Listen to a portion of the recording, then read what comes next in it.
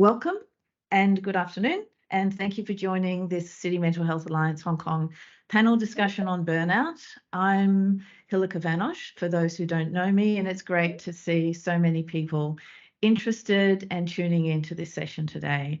And it's also very gratifying to see this level of interest because it's such an important topic for workplace mental health, and particularly in Hong Kong. So before introducing our speakers, I'd really like to share some mental health data from the CMHA Hong Kong Employee Wellbeing Survey to set the scene in Hong Kong. Our survey was conducted in mid-2022 and we'll be releasing the report later this month. So burnout has been described as a specific type of work-related stress that can involve a number of persistent stressors.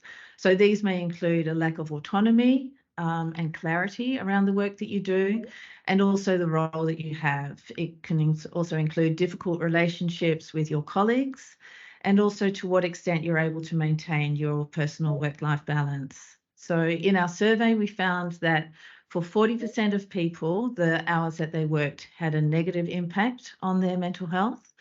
25% said that they lacked clarity around their job requirements and their role. 19% had difficult relationships with their colleagues and that these impacted negatively on their mental health. And also 56% said that they had difficulty achieving work-life separation and also when they were working remotely. So all these factors are those which are recognised to contribute to burnout. So the responses that we had from our survey are actually significant if we want to understand and address what's going on in the workplace. And that includes remote workplaces. So from our employee survey data, I can also share that 40% of employees said that they had experienced mental ill health over the last 12 months. And of those people, only 50% shared their mental health concerns with anyone at work. So 50% then also didn't. They kept that to themselves. And while it's quite possible that their employer might have provided a comprehensive insurance package, 43% of the employees did not know what services were covered by their employer insurance. So the resources may have been there and they didn't know that they were or didn't know how to access them. So on that note, I really would like to stress, though, that work can be a very positive influence in our lives, our personal development and on our social interactions.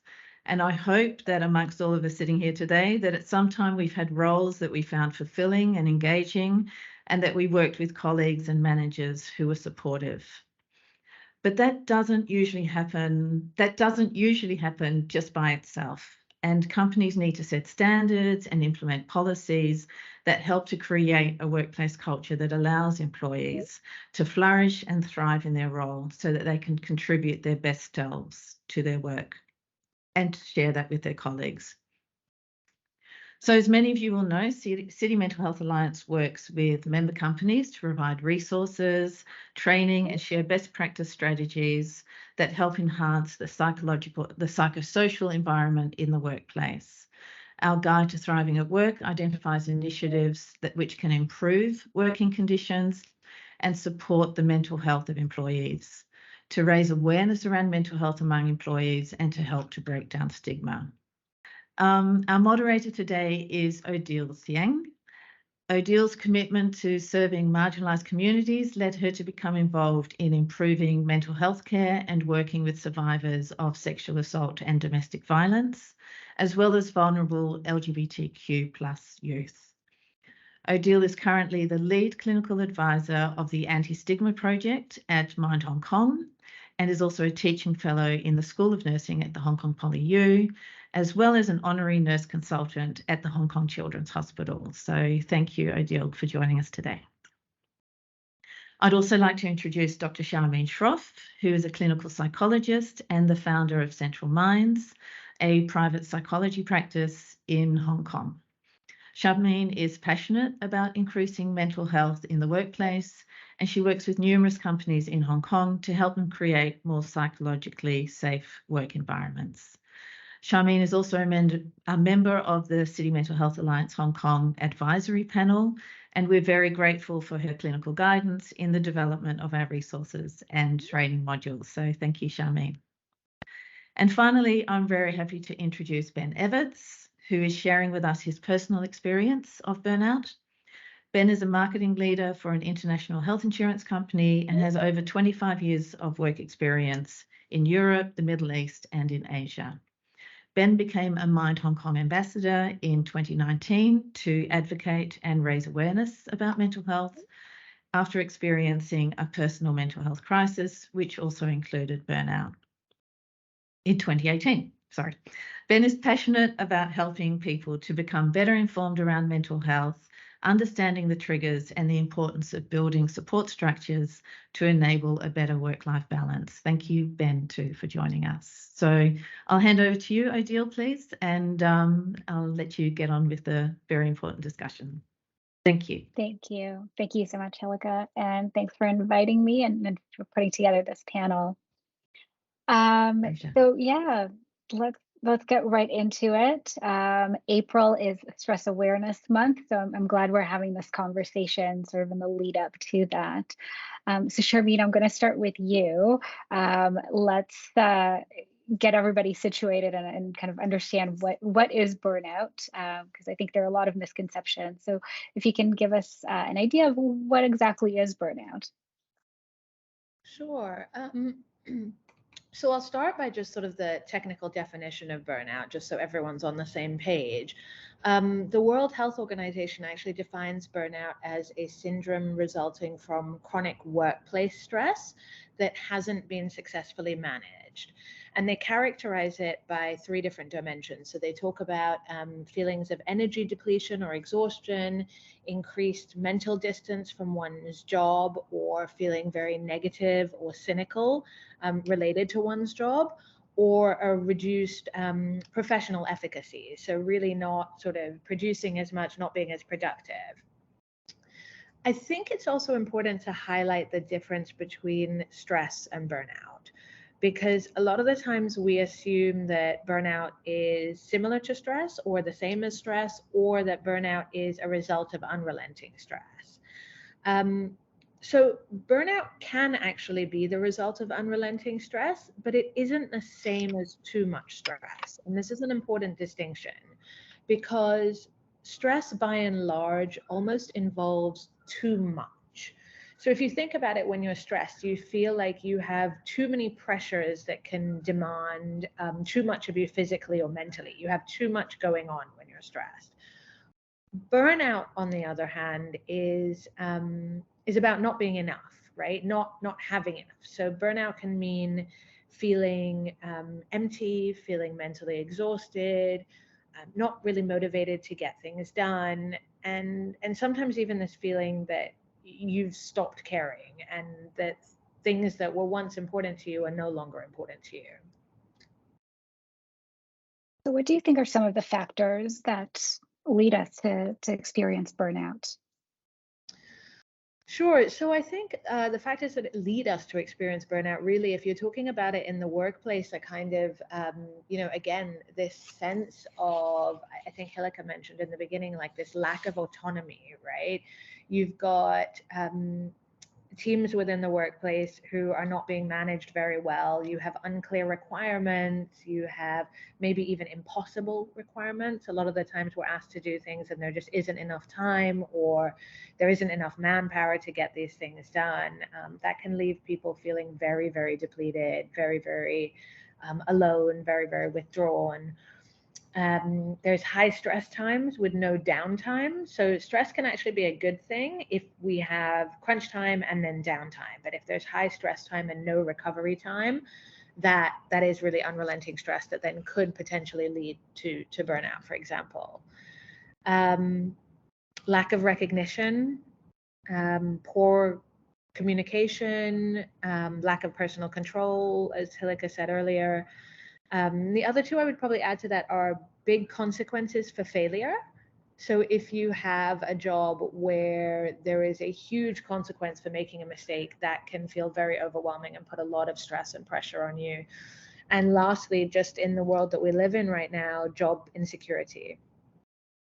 Great. That's really important to understand, I think, to understand sort of how our work can go wrong, because I think a lot of times we kind of knock off on work, and we might, talk about burnout and all the stress of work, but I think it's also important to understand how important work is to our mental health, and there are consequences of losing our job to our mental health.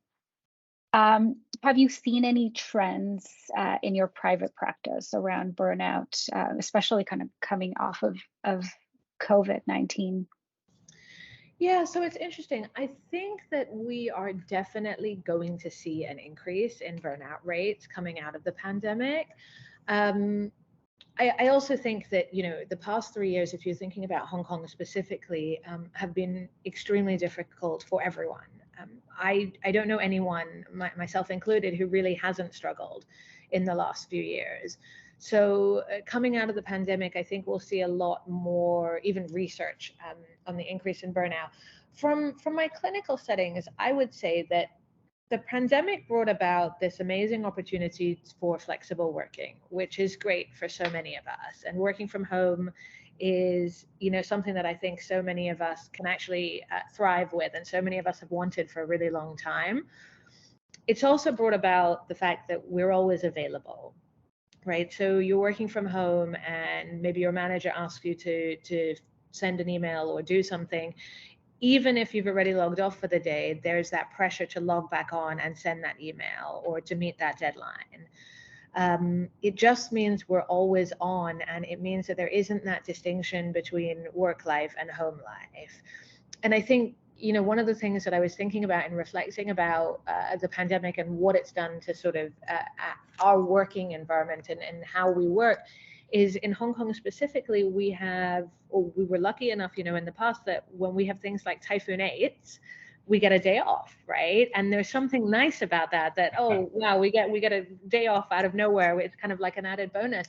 And in the last 3 years, every time we have a Typhoon 8, I still work. And so you don't get that extra added rest time in that I think we used to get. And there are many things that I think we're missing out on from this ability to always being on and always being available. Yeah, definitely. I think, having that flexibility has been fantastic, but sometimes it dips into like not so great. And like you said, a Typhoon 8 just now means that we shift online, and we can do that really fast now. So thank you. And we'll talk more about like how we can manage these situations in a more positive way. But I just want to shift gears and talk with you, Ben, a little bit about your personal experience. So Sharmeen and I kind of talked more on the clinical side, and but I want you to give us more personal context. So why don't I'll just open the floor to you to talk a little bit about your experience with your own kind of experience with working and mental health struggle. Sure. So yeah, and thank you for inviting me to speak. So and my experience really comes from I had a mental health crisis in 2018, which was brought on by a combination of bereavement. I had a couple of family bereavements, but that sort of had a negative impact on my mental health anyway. And then the relentless nature of work, which we experience here in Hong Kong, I think that's something we can all relate to, was exacerbated that situation for me. And Sharmeen spoke about, those symptoms of burnout, and I quietly ticked every single box as she was speaking, because I can relate to all of those. And I think, the way that sort of manifested to me was from going from a period where I felt quite in control. I mean, I'm reasonably senior in my role. I'm experienced. I've worked across the world. And I've been doing my job for a long time in a very similar setting in different places. And I went from a point of feeling very on top of my game to quite quickly sort of just crumbling and finding myself unable to cope with what previously would have been very routine type sort of tasks. You know, how do you keep a client happy? How do you make sure that, you know, you're delivering on the projects which you need to deliver? How can you manage relationships with your bosses? Most important thing to do, something we all have to spend a lot of time doing, managing our bosses. And just sort of, it sort of felt like I was sort of pulling all of the levers and was unable, none of them would work anymore. And what I did then was, and this is, I think, quite typical of people I've spoken to who've been through similar experiences, is that you then sort of go into, I'm going to use an incorrect clinical term, and forgive me for this, but not in a clinical way, but in a slightly manic behavior where you start working harder and harder. So you just sort of throw yourself more and more at something. And I found myself working, and this is obviously pre-pandemic, just ridiculous hours. I mean, I was sort of, you know, staying in the office until the early hours of the morning every single day of the week. And I was just unable to sort of really get to grips with what it was. And also sort of backed with a culture which wasn't prepared to talk about mental health, didn't acknowledge mental health, and actually saw it as more of a reason not to support someone in the workplace at that point. And there's a lot that we can get out of the past 3 years, out of the pandemic, is that people are now prepared to have some conversations about mental health here in Hong Kong, which they weren't able to before. But at that point, it was seen much more as a very negative sort of reflection on the individual, i.e. me, rather than something that the organization needed to come together and try and solve and all of those sort of things. So, but, you know, and my reflections, and I'll talk about this a little bit later through the program, and the reason why I'm very keen to speak here is that there are ways that you can spot this before you get to the point which I got to. So, I mean, I hit crisis point that required me to leave the workplace, and I was able to, you know, enter a strong period of recovery with support and then rejoin. And well, I'm sitting here in an office today, so it all worked out well in the end. But there are ways that you can stop that process, and actually by being more self-aware and looking for those triggers, then actually, you know, the outcomes can be better for everybody. Why don't we actually talk about, you know, what you have noticed now, you know, with the benefit of hindsight? What were the things that you should have paid attention to when you were struggling? Yeah, so I think the first thing was that I was trying very hard to put this sort of clear line between my personal life and my work life, and not sort of open up in any way about what I was going through personally. So that was certainly one of them. The other one was I was unable to say no. And no is a really powerful word that we don't use enough. And what I should have done, and what I try and do now, is try and set some boundaries in terms of my time. Now, I don't always get it right, but I do try and set some boundaries and try and sort of contain my role. And this is a sort of good professional discipline. Understand what is important and try and ignore the other bits, because you aren't going to be able to do everything. That your job will not finish. You will never reply to every single email. You will never fulfill every sort of commitment that was raised at every meeting. It is impossible. Even if your mental health is 10 out of 10, 100%, it doesn't work like that. But when you're feeling vulnerable, then you will try and do that. And that was what I was trying to do. So trying to set some boundaries and respect those boundaries, and trying to be firm about them. We have to be firm in a sensible way, but that was very important. The third thing was not asking for help soon enough. So I had clear resourcing issues at the place which I was working. We didn't have enough people to work on the business which needed to be worked on. But what I didn't do was actually go and ask for help and escalate that ask for help when it's needed, because sometimes you do need to do that. And that would have helped protect me, but it also would have helped protect the business which I was working for. I mean, it is never a good outcome for somebody to leave the workplace. That isn't anything that an organization will typically want. And by making those points much clearer, it would have been much better. And then also looking for balance as well. And this is the other thing, is what I wasn't doing was it took me a long time to go and seek support from a medical professional.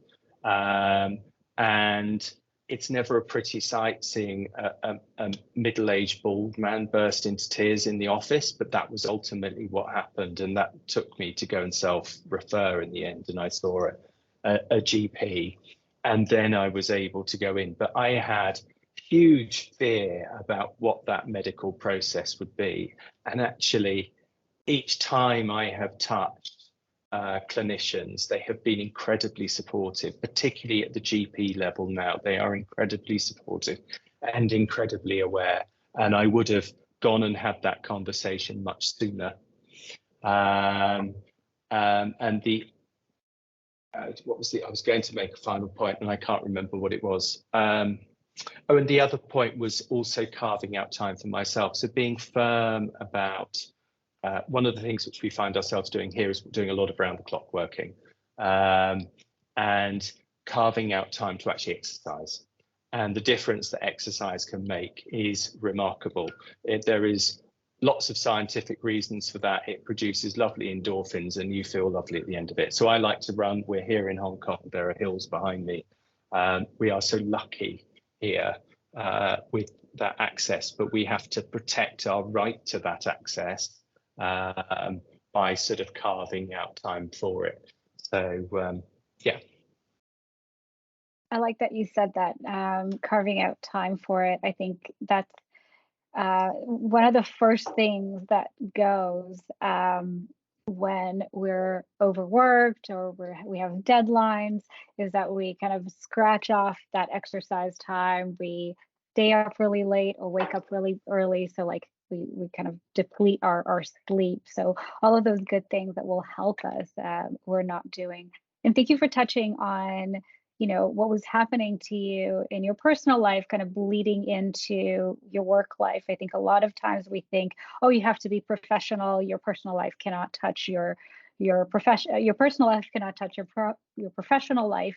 But that doesn't work in reality. The worries and anxieties and however you feel about what's going on in your personal life, whether it's with other family members or what have you, will bleed in. You're thinking about it. So it's how about being more supportive. Can you tell me a little bit, or tell our audience a little bit about what prompted you to seek help? Because I think that step of like actually going to seek out help, that I think a lot of people struggle with. When should I do it? Or what triggered you, or what prompted you to say, like, what, I need more support here? So I'd come back. So I first asked for support, went for support, and started my clinician journey. It was about January 2017. So I was actually living in Singapore at the time, but the issues are quite similar. And my father had died in the June. So I'd gone through all the duties and then tried to sort of come back into the workplace and various other things. And what had prompted it was I was doing a pitch. So I was working consultancy and I was writing a pitch proposal, which we were going to go and present to the client, which was a very well-known computer manufacturer. And I have done these 100 times before in my life. This is something which I've done many, many times before. And I just had no idea where to start, where to finish. And I'd spent hours on this and I just was it broken, and I didn't know. I mean, going back to this pulling of levers, I didn't know what to do, and I just and it just felt like at that point the weight of the world was just pushing down on me, and I didn't know really what to do. And I remembered I sort of sat in the meeting room, and I remember it well, just sort of bursting into tears. And I don't burst into tears. I'm not a cry sort of person. I get occasionally a bit weepy at a movie, but I'm not that sort of guy typically. And there was a doctor's surgery in the MRT station just below the office, and I'd never been into it.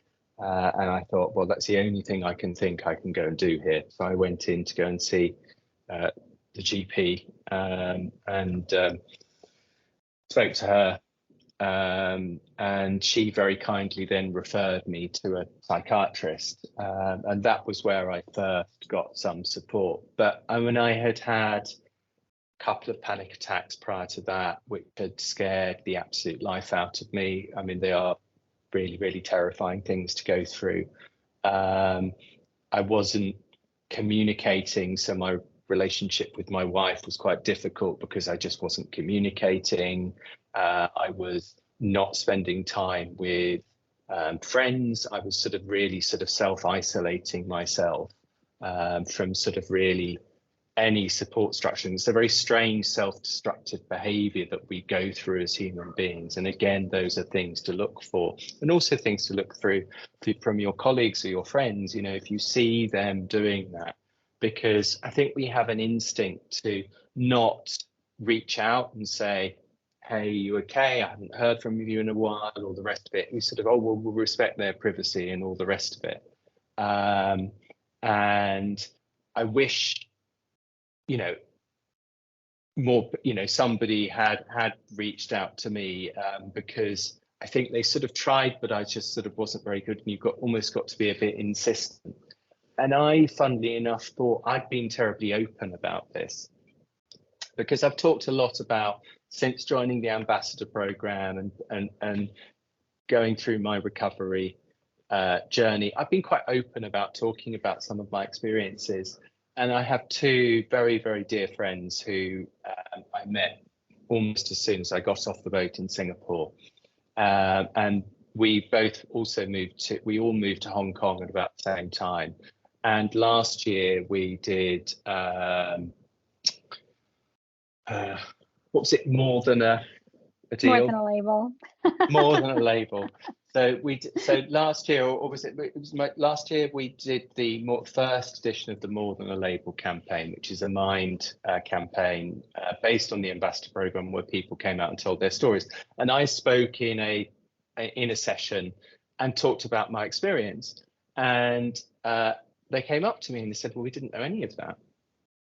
And I was just like, but you lived with me through it. And clearly I just was not communicating through that period.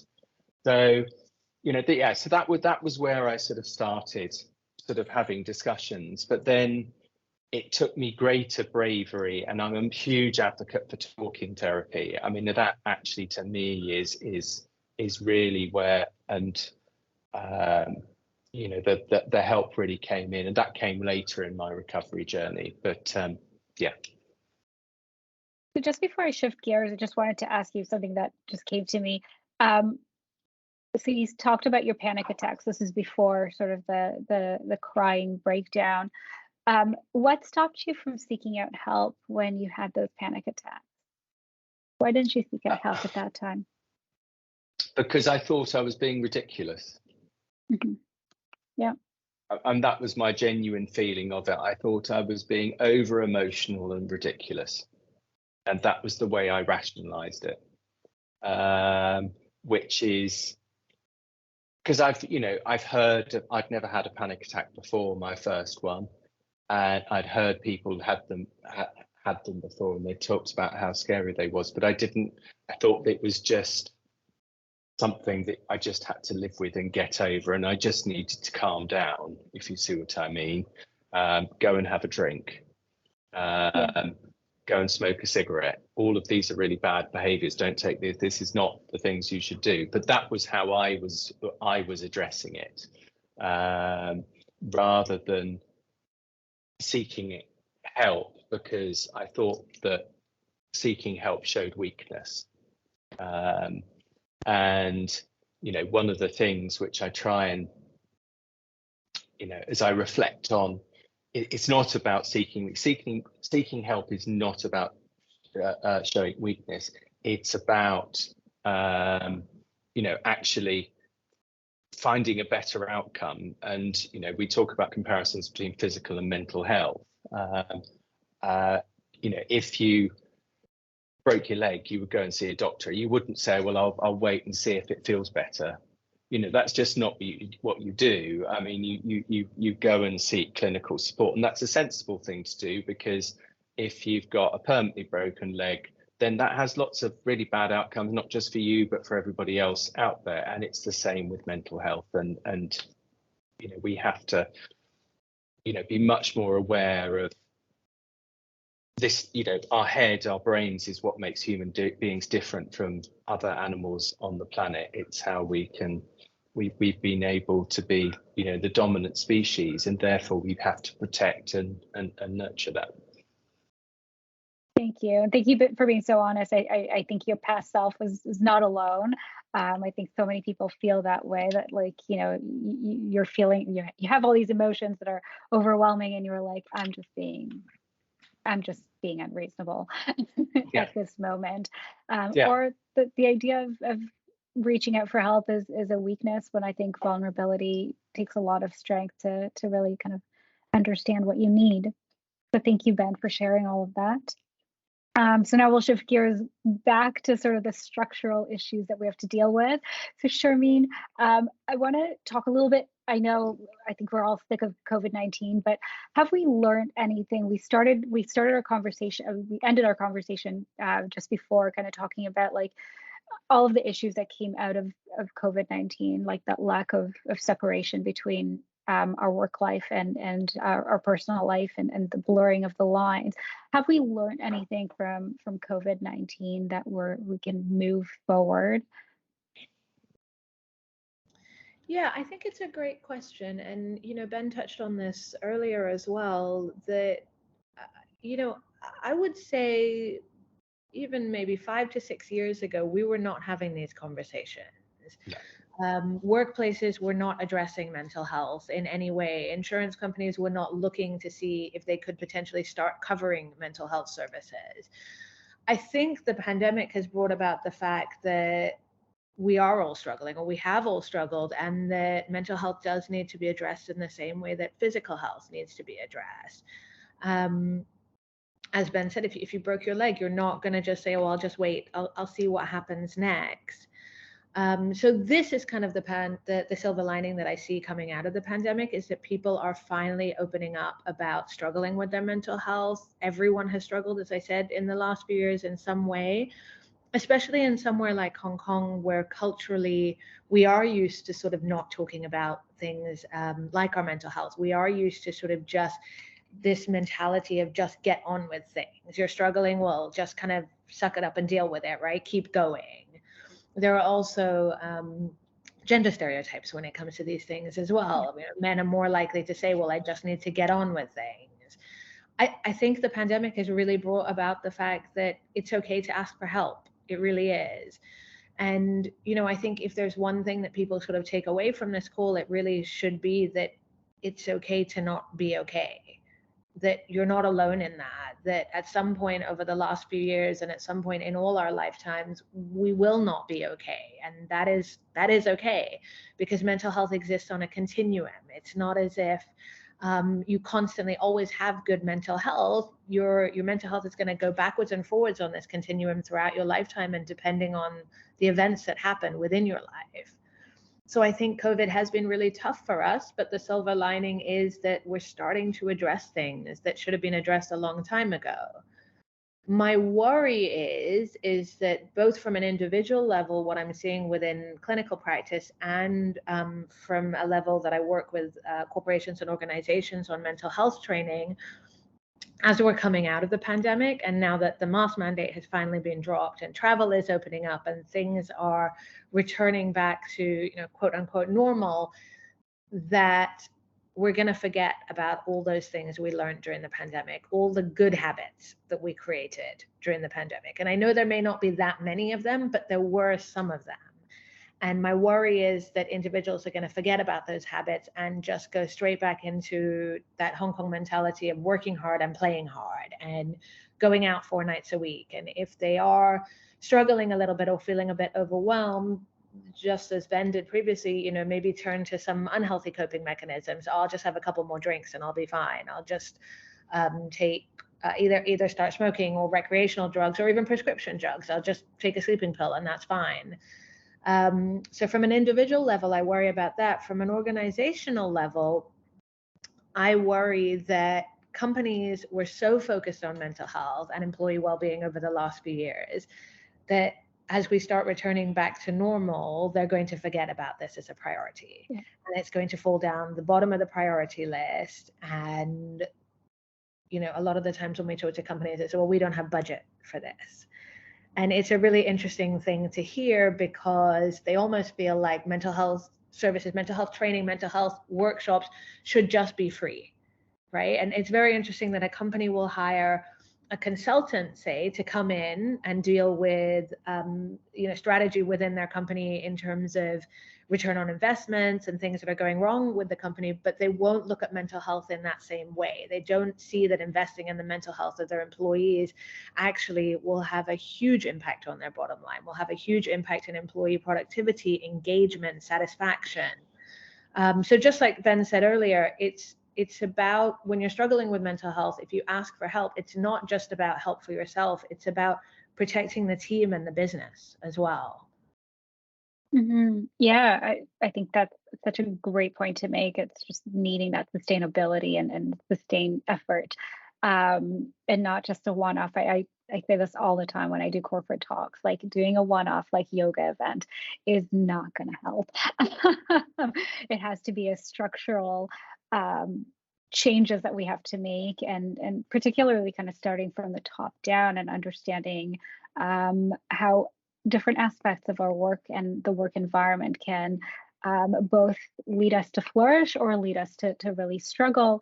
And there was a survey recently that was done where it shows that 1 in 5 people feel like they're flourishing at work. So that's like 20% of our workforce is flourishing, meaning that 80% of the workforce is struggling. So that's not good for the bottom line for anyone.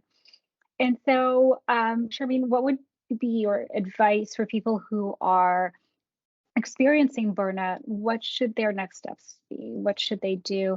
And then when you think about the kind of the individual, but also think from a more structural perspective, what should the workplace do as well if they're seeing burnout? Sure. So from an individual level, I mean, I think Ben's done a really great job at highlighting what some of these things are that individuals can be doing. Just to echo some of them, I would probably start by finding out what's offered within your organization and within your workplace in terms of, do they have an employee assistance program? Do they have something that's offered if someone does just want to sit down and even just have a chat with someone? You don't even necessarily need to be struggling to reach out to your employee assistance program, and that's something to be aware of too. Oftentimes people reach out to these resources only when they hit a point of crisis, and sometimes, you know, if you compare it again to your physical health, if you hurt your back and you suddenly decide, oh, okay, I've hurt my back, I'm going to leave it a few days. Oh, okay, I'm going to leave it a few days. And then maybe you go to the gym and you ignore that pain and you do something that adds pressure on your back. Eventually, when you go to that physiotherapist or osteopath or chiropractor, whoever you go to, you're going to have made it so much worse and your recovery time is going to be much longer. And mental health is exactly the same. So look out for those initial warning signs, and then I would say really reach out in the beginning, even if it is just to have a chat, to just say, I'm a little bit concerned about this. Is there anything I need to be worried about? Mind Hong Kong's website has a lot of great resources that anyone on this call can take a look at, and that's a really great place to start if you are looking for help outside of your organization as well. I would also say, you know, ask for help within the organization. Speak to your manager or HR if you are comfortable doing that. Research actually shows that your manager and HR, unfortunately, are the last two sets of people that employees will go to when they are struggling. So that says a lot about what organizations need to be doing in terms of upskilling managers and HRs and how to deal with mental health. But speak to someone at work that you feel comfortable with, even if it's a colleague. Just reach out, let them know what's going on, tell them that you are struggling a little bit, and prioritize. Again, as Ben said, understand what's important and what's not important, because you can't get everything done. So ask for help. I think finding value in your work is something that can really help as well, because when we're burnt out, we sort of feel that there isn't any meaning to the jobs that we're doing, to the work that we're doing. And so finding that sense of value, finding that sense of balance in our lives as well, looking for that meaning and satisfaction, either within your job or outside of your job, if you can't find it at all in your job. Find the parts of your life that actually do make you feel good and do more of that. And other than that, I would just say, get enough sleep, eat healthy, exercise, the basic things that we really need to be doing to keep ourselves fundamentally well. Check in with yourself and say, am I doing these things? Am I getting enough sleep? Am I eating healthy? Am I exercising? When I deliver trainings and I talk about exercise, you often see people in the audience kind of like rolling their eyes or groaning. And I always say, like, exercise doesn't have to be joining a gym and getting a personal trainer. If that doesn't feel good to you, then that's not going to help you. Joining a gym and going to a personal trainer would not feel good to me. It's not something that I would thrive on, that would make me feel good. But taking up a team sport, for example, is something that I really enjoy. Or going for a long walk in nature, or putting on music in your living room and dancing around, right? It's about getting your heart rate up. It's about doing some type of physical activity. It doesn't have to be the things that your colleagues are doing as well. So it's finding the thing that really works for you, and schedule it in. Schedule it into your calendar so that nobody can book a meeting at the time that you're supposed to be going to the gym. Make it a priority, just like you make everything else a priority in your day. So I would say those are the things that individuals can start thinking about and can start doing if they are struggling with burnout. And the key takeaway from that is really just feeling comfortable asking for help. I think that's the biggest thing. We're not supposed to do this on our own. We were never meant to do this on our own. Everyone around you is also going through something. So by asking for help, you really will feel less alone. And that is a huge relief to anyone who is struggling. In terms of organizations, I think we've touched on some of this before, but some of the research out there, I think, suggests that 70% of professionals feel their employers are not doing enough to help prevent or alleviate burnout within their organization. So that's a huge amount of employees that feel that organizations are not doing enough.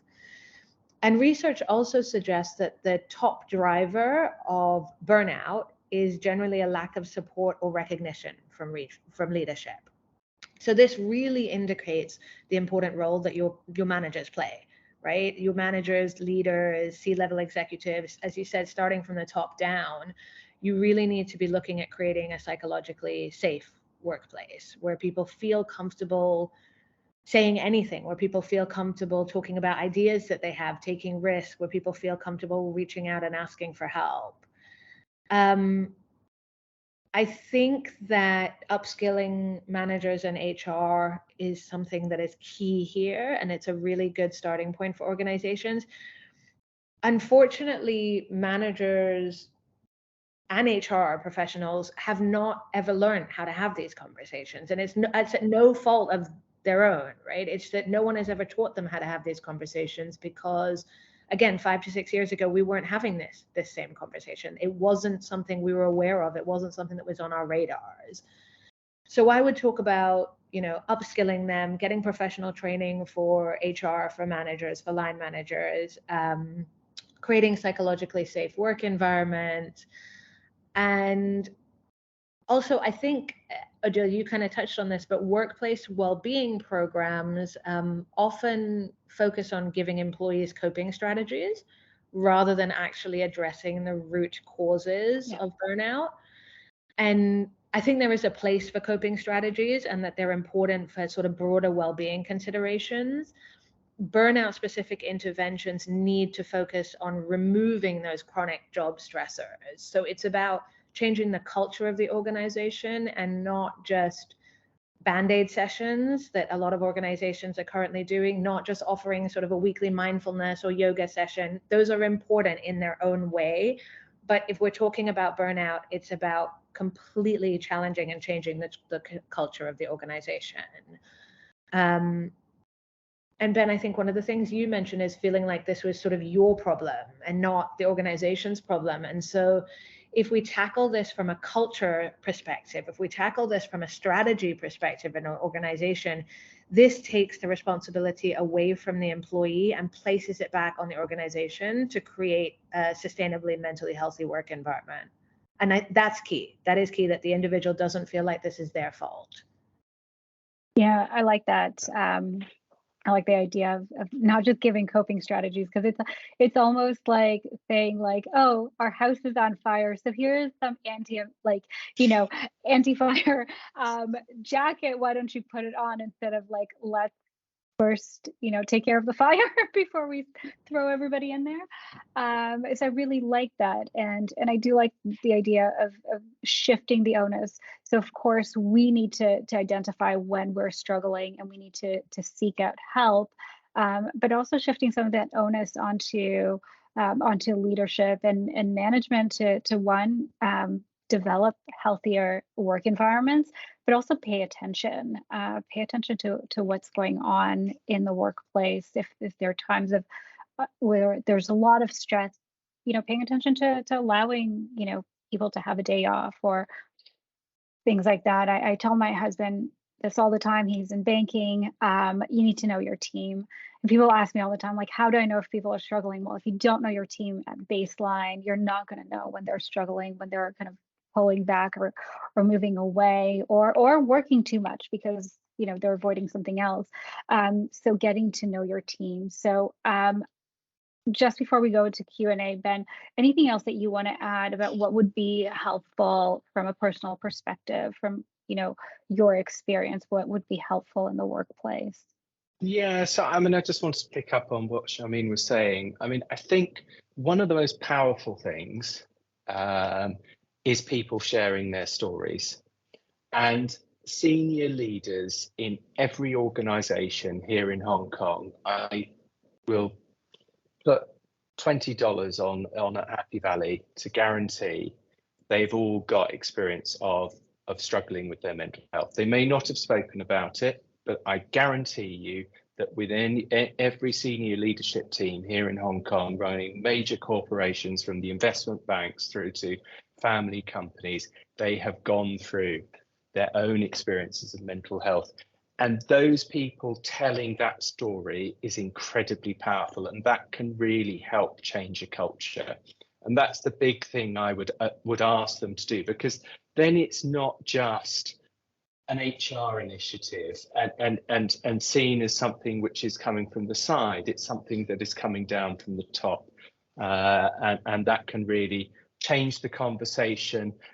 Being vulnerable is an incredibly powerful thing to do as a leader. And that's, so I would definitely urge people to that. Second bit is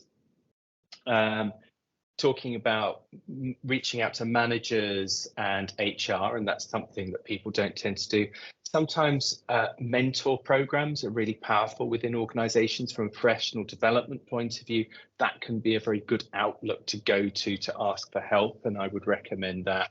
And I have a sort of bit of a passion about just reframing the way we do things. And as we go back into this post-COVID world, people are going to come back to the office. Let's change the way we measure work. Let's move away from this idea of I'm just going to assess the performance of my team by how long they're sitting in the office, how long I can see them sitting there. We will be much better employees, business leaders, company owners, whoever we are on this call, if we become much more outcome focused and tell people what we want them to achieve rather than what we want them to do, because that's often the problem with work. And then my final message is mental health first aid. I highly recommend that as a program. I've done the course myself. I've recommended to people within my own organization. I think it's incredibly powerful because it gives people that grounding in terms of understanding. Great, thank you, Ben. Just quickly, if you guys have any questions for our panel, please put it into the Q&A or into the chat box. We'll pay attention to that. And I will just continue on. Ben, if mental health first aid has been so fantastic. I've done so many trainings with corporates, and I'm always kind of heartened by the conversations that we have during those trainings, particularly in the workplace. Okay, so we do have one question. Ooh, it's a long question. Okay, many thanks, Ben, for your sharing. It's amazing and echoes reality. That creation of a safe environment is indeed very important. I once heard from a mental health professional of her ability to compartmentalize personal pressures, emotions from professional life, and can continue to perform consistently despite what's going on in one's private life. Is this possible? How do clinicians get trained up on that? For safety, critical functions, there may be there may be read across, I suppose, your views. So Sharmeen, I'll let you talk about this, and I can put in my 2 cents after. Sure. So I think if I understand that correctly, you're saying that there was a mental health professional that once was able to say that, you know, when she's doing her work, she's able to compartmentalize what's happening in her personal life. I will speak to my experience from this, because obviously I can't speak to other people's. There is some truth to it, and there is also the fact that it's not a complete hard truth as well. So how we get trained in this is doing our own therapy. That is how we get trained in it. So as part of my doctoral program, for example, I had to do, I think it was 54 hours of therapy myself. So we have to understand what it is that's happened in our own lives. We have to understand how we've dealt with those things, whether or not we've dealt with them, in order to be able to work with clients. Because one of the things that happens, obviously, when you're talking about things that are so emotional in sessions is we're human beings and we're going to have an emotional response as well. So we don't want our emotional response to necessarily get in the way of the techniques that we're teaching you or the tools that we're using. So we need to understand what is our stuff and what is the client's stuff. So that's how we do it. I'll be very honest. It's therapy, years and years and years of therapy. And, you know, most very senior clinicians, myself included, we still have therapists that we go to, and we're supposed to be doing this lifelong so that we never get to a point where we do let our own personal stories affect our clients. But at the end of the day, we're human beings, and we wouldn't be very good therapists if our clients didn't impact us at all. Yeah, thank you so much, and I'm glad you mentioned that. I come from the emergency department world, so before coming to Hong Kong, I worked in a pediatric center, and it was a trauma center. And unfortunately, we were not trained to have therapists. We were trained to move on because there's the next trauma coming right after that. And I know I've had many kind of spillover effects, you know, bursting out crying, like completely, not inappropriate times, but like just watching a movie and just like fully breaking down because it reminded me of something from work. So I think a lot of us, especially when we work in very difficult areas and very traumatic areas, we think we compartmentalize really well, because we partially do, but it's so important to actually engage in really helpful coping strategies. So my coping strategy was I walked back home every day from work and like listened to music that allowed me to just decompress a little bit. And I would take a different route home, also depending on how I felt. Like there was one route that like had a lot more graffiti and art, so I was able to look at something and just kind of get immersed in just a different environment from work. We also actually would arrange for debriefing sessions, so kind of, you know, it would be therapy light, but when we had a lot of very traumatic death, we would have a debriefing session with professional debriefers, so that we had a chance for the whole team to kind of talk about what we've been through, and how we felt about it. So yeah, so you know, don't buy the hype that we can just like kind of walk away from it all unscathed. It does impact everybody, taking on that sort of vicarious trauma for sure. Let me see, I think we have one more. Oh, so that's a comment rather than a question. So I think we're getting towards the end, and I know that there is a poll that CMHA wants you to do. So Hilika, do you want to introduce the poll? Yes, great. Thanks, Odile, and thanks for the panel. It's really been a very illuminating and inspiring talk as well. So thank you for all the issues that you've raised and the different ways of potentially people to deal with this and to develop their own personal strategies, but also, Sharmeen, as you so clearly pointed out, it's very much a workplace issue that we need to address. And thank you again for everyone for joining us.